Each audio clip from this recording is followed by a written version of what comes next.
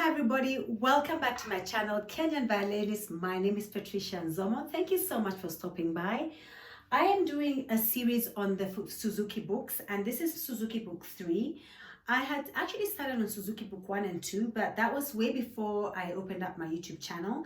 But now that I've opened it, I did start with the first piece that I was learning at the time of opening my channel, which was the Menuet by J.S. Bach, which I've already uploaded. If you want to have a look at it, it's on my videos, and you'll definitely find it there.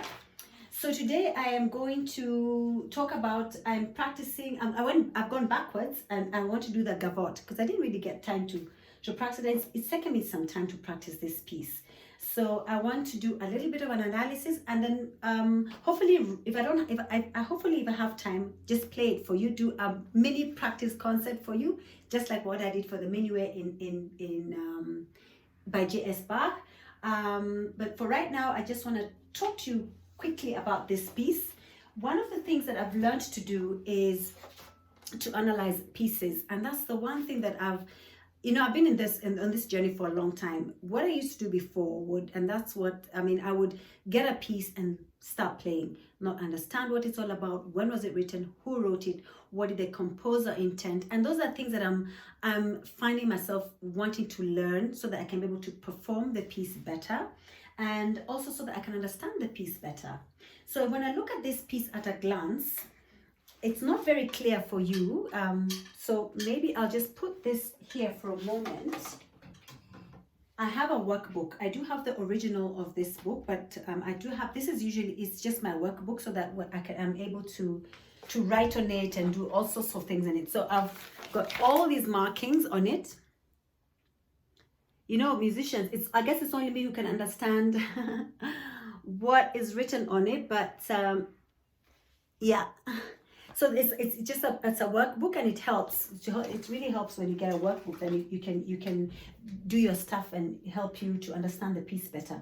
So this piece is in rondo form. Rondo form means, when a piece is in rondo form, it means there's a leading theme that repeats itself very often, and the theme that repeats itself, once you understand, because now that I know that this repeats itself,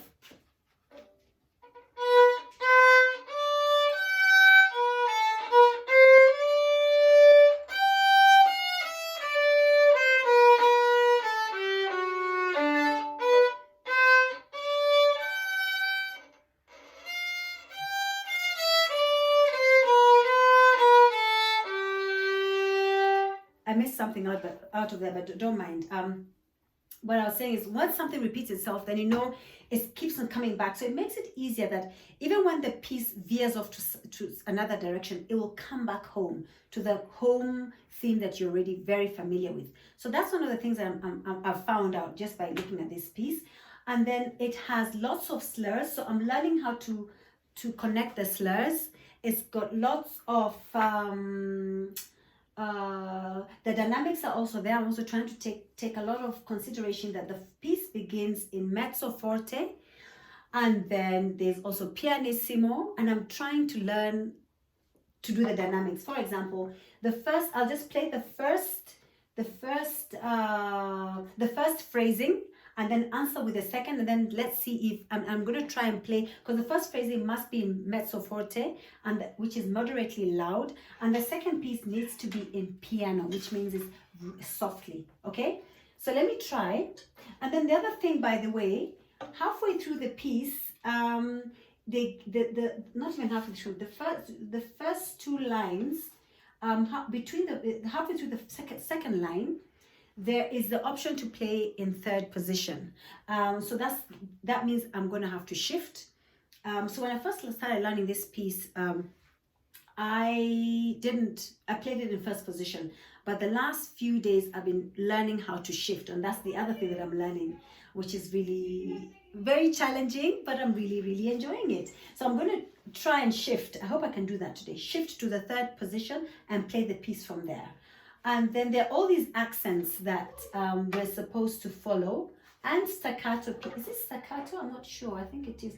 Pa, pa, para. We're supposed to start the piece on an apple, By the way, it's in G major, so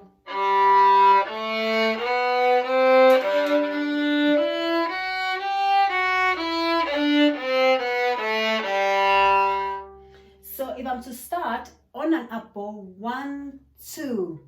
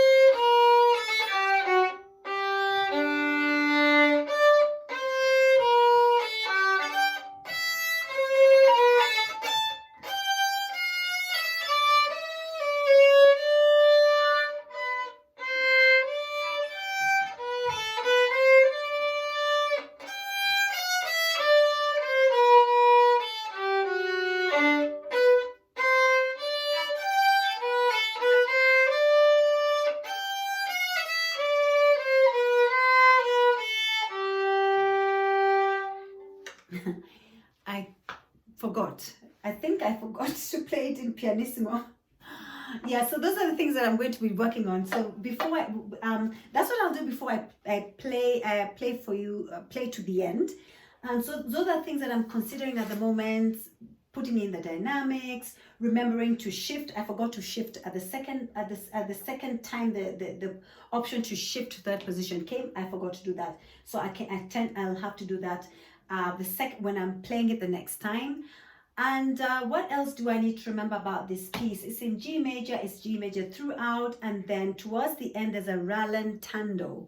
Is that how to pronounce it? I hope it is. Which means you're supposed to ease off and slow down to a final conclusion that must end in pianissimo. So the hairpins, these are the hairpins, how it's supposed to end. Sorry guys, can you see the end right there? That's the hairpin at the moment there. So that means that I need to consider that the piece must end softly. The piece must end softly. So that's just about it. That's it. I just wanted to just quickly tell you that this is what I'm going to do the next time I perform. I'll just perform it for you guys.